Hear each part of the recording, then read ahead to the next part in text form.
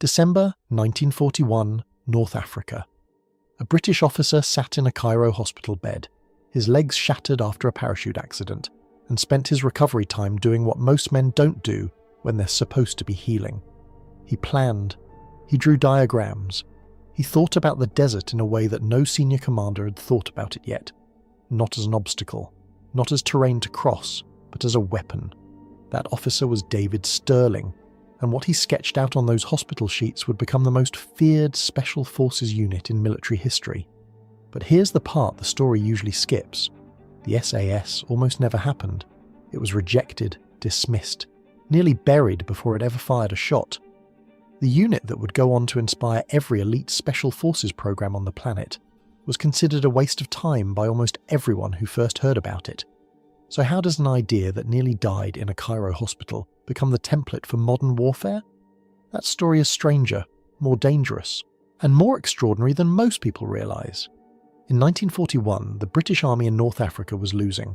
Not slowly, not quietly, properly losing.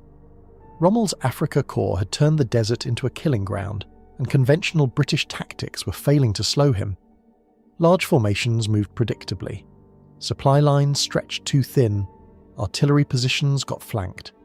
The German general understood the desert better than his opponents, and it showed in the casualty reports. British commanders were not short of courage or equipment. What they were short of was imagination. The assumption running through the entire officer class was that warfare meant massed formations, coordinated attacks, overwhelming firepower. Everything had to be organised, approved, processed through channels. That assumption was killing men faster than Rommel was. Stirling understood this before anyone else admitted it. He had watched the existing commando units operate with frustration. Large raiding parties that required heavy planning and naval support, launched with great fanfare and achieving limited results.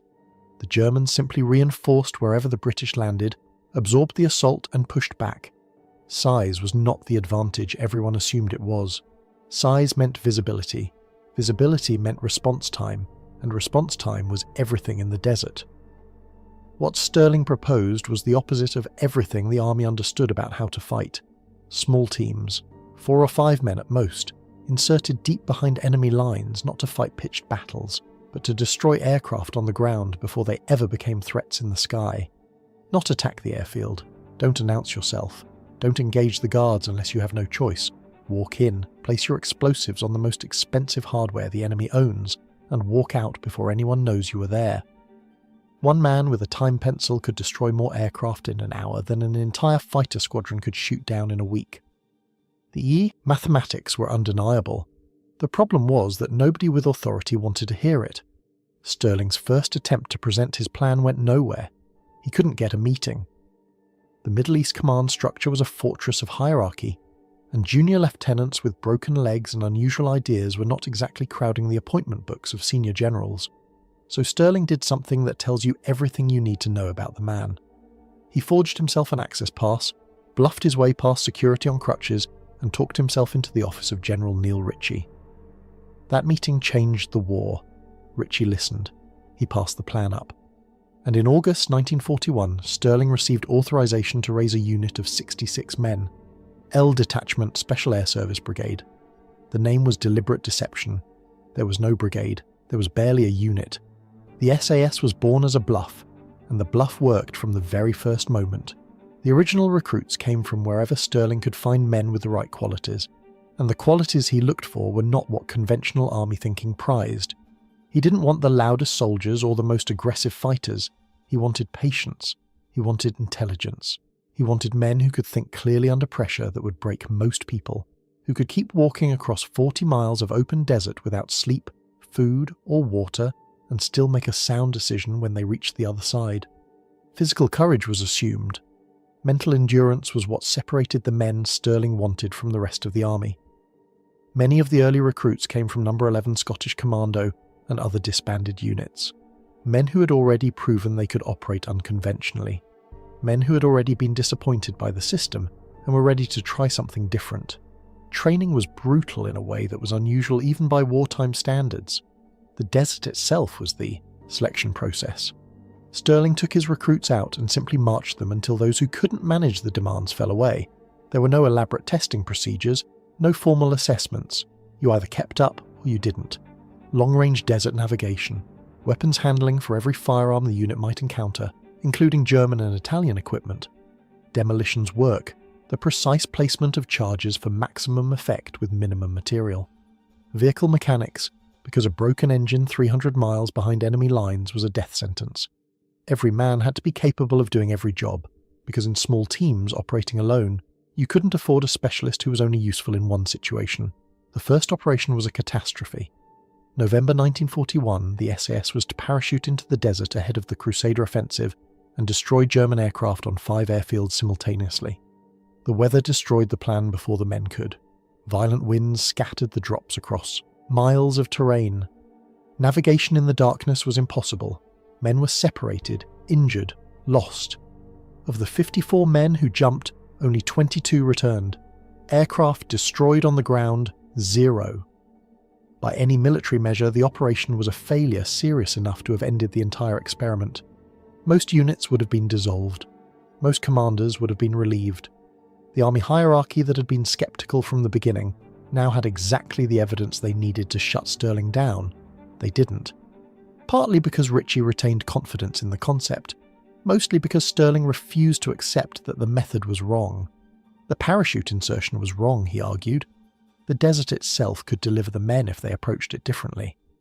He turned to the long-range desert group, a unit already operating deep in the Sahara using vehicles, and asked them for a lift. That partnership changed everything. The LRDG had developed the art of desert navigation to a degree that seemed almost supernatural to outsiders. They could find their way across featureless terrain using stars, sand formations, and instruments that required knowledge most navigators had never needed to develop. They drove their vehicles with a casualness that masked years of practiced expertise. For the SAS, they were the taxi service that made the whole concept viable. In December 1941, just weeks after the parachute disaster, Stirling's men rode LRDG vehicles deep into Libya and attacked Tamat and Ajdabiya airfields. 24 aircraft destroyed in a single night, then 37 more a fortnight later.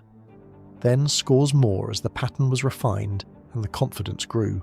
The numbers spoke for themselves in a language even the skeptics understood.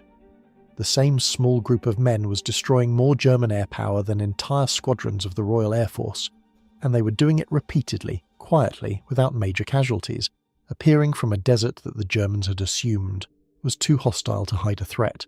Rommel noticed. German intelligence began reporting strange activity, small groups of men operating from the deep desert, hitting targets and vanishing. The Afrika Korps began reinforcing airfield defences, diverting men from frontline duties to protect aircraft from an enemy they couldn't find or predict. Which was precisely the point.